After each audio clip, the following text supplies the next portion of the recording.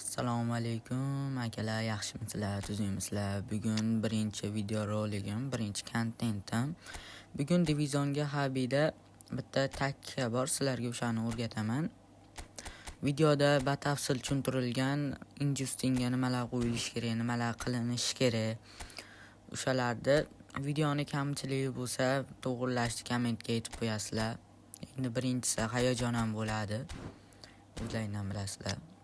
Bo'lmasam divizion o'ynab ko'rsatamiz taktikani.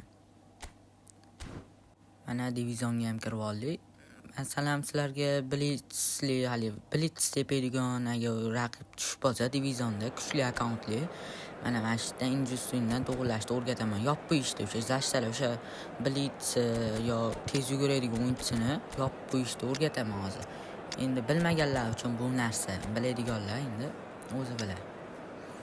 Mana ko'rib o'rganib olishlaring mumkin.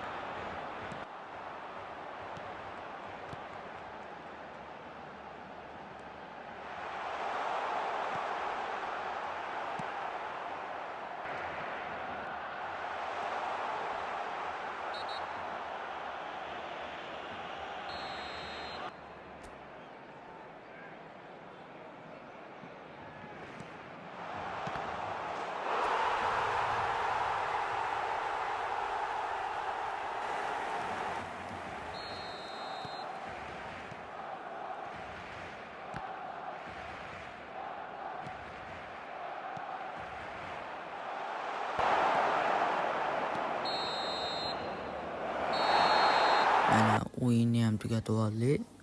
Yaxshi o'yin bo'ldi. Kontratakani mana usullarini o'rgatib ketdi. Batafsil. Yaxshi bo'ldi degan umiddaman. Like, podpiska esdan chiqmasin akalar.